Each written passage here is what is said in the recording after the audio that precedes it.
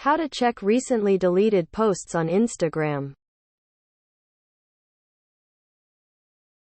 First, go to Your Activity section.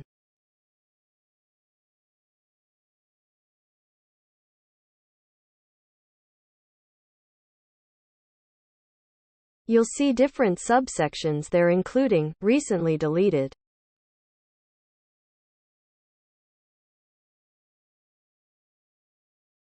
You can see posts that were deleted within 30 days. After that, those posts get deleted permanently. Within 30 days, you can still restore those posts. Just click on Restore and Show on Profile option.